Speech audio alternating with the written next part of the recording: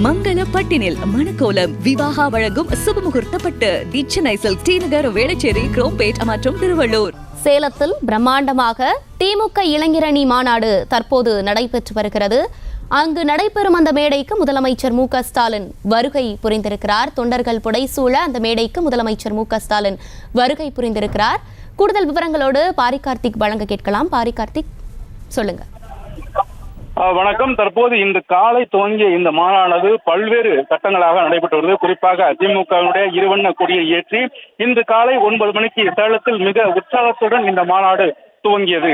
தொடர்ச்சியாக திமுகவினுடைய முன்னணி பேச்சாளர்களும் பல்வேறு இயக்கங்களை சேர்ந்த பேச்சாளர்களும் பேசினார்கள். ஒவ்வொருவருக்கும் ஒவ்வொரு தலைப்பு என்ற அடிப்படையில் இன்று காலை முதல் ஆரம்பித்த மாநாடானது தற்போது வரை நீடித்து வருகிறது. குறிப்பாக இன்று காலை விட தற்போது தங்கள் தலைவரை காண்பதற்காக அதிக தொண்டர்கள் இந்த மாநாட்டு பந்தலில் தொடர்ச்சியாக குவிந்து வருகிறார்கள். தற்போது இந்த மாநாடு அதிகமாக தொண்டர்களால் நிரம்பி வழிகின்ற ஒரு கடல் போல காட்சியளிக்கிறது. தங்கள் காலையை விட இப்போது மிகுந்த கூட்டம் அதிகமாக காணப்படுகிறது. ஒவ்வொரு மாநாட்டிற்கும் மாலை நேரத்தில் அதிக கூட்டங்கள் வரும். அதன் அடிப்படையிலே தற்போது பொதுமக்கள் அனைவரும் மற்றும் தொண்டர்கள் என பல்வேறு பேர் இங்கு திரண்டு வந்திருக்கிறார்கள். தொடர்ச்சியாக இந்த மாநாட்டில் பல்வேறு நூல்கள் வெளியிடப்படுகின்றன. முதலமைச்சர் அவர்கள் முன்னிலையில் தொடர்ச்சியாக பல்வேறு திராவிட இயக்க நூல்கள் வெளியிடப்படுகிறது. அதன் தொடர்ச்சியாக திமுகவுடைய முன்னணி தலைவர்களும் மற்றும் அமைச்சர்களும் பேச இருக்கிறார்கள். இறுதியாக தமிழ்நாடு முதலமைச்சர் அவர்கள் தனது பேச்சை துவங்க இருக்கிறார். இந்த மாநாட்டு தலைமை உரையானது இன்னும் சற்று நேரத்தில் துவங்க இருக்கும். தொடர்ச்சியாக அந்த நிகழ்ச்சியானது நடைபெற்று வருகிறது. மேடைக்கு வந்த முதலமைச்சர் அவர்கள் தந்தை பெரியார், பேரறிஞர் அண்ணா, கலைஞர், அதே போல பேராசிரியர் அன்பழகன் என அவர்கள் படத்துக்கு மலர் தூவி மரியாதை செய்ததும் இப்போது மாநாட்டின் இறுதிக்கட்ட நிகழ்வு துவங்க இருக்கிறது.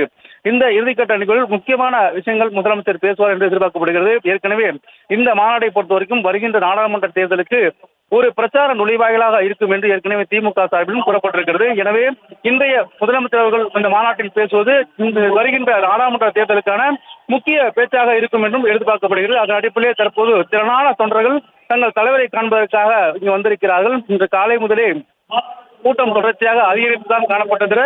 எங்கேயுமே கூட்டம் குறைந்தபாடு இல்லை. இந்த மாநாடு சேலத்தில் நடைபெறும் இந்த மாநாடு என்பது மிகப்பெரிய ஒரு திருப்பு முனையை திமுகவுக்கு ஏற்படுத்தும் வகையிலே வருகின்ற நாடாளுமன்ற தேர்தலுக்கு பிரச்சார நுழைவாயிலாக இருக்கும் என்று ஏற்கனவே திமுகவினர் இது தொடர்பாக கருத்து தெரிவித்திருக்கிறார்கள். அதன் தொடர்பாக இந்த மாநாட்டுக்கு தற்போது முதலமைச்சர்கள் வருகை தந்திருக்கிறார்கள்.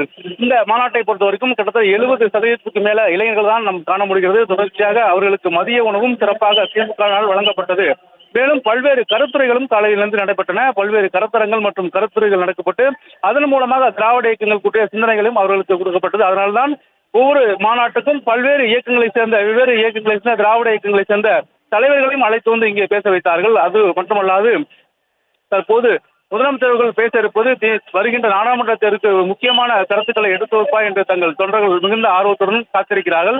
இன்னும் சற்று நேரத்தில் முதலமைச்சர்கள் மாநாட்டு தலைமை உரையை இறுதி நிகழ்வாக பேச இருக்கிறார்.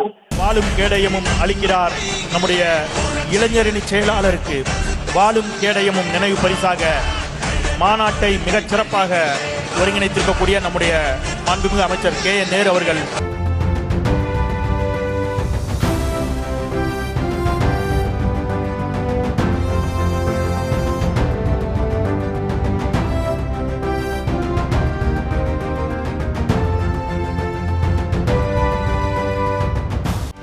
செய்திகளை உடனுக்குடனும் துல்லியமாகவும் தெரிந்து கொள்ள சப்ஸ்கிரைப் பண்ணுங்க.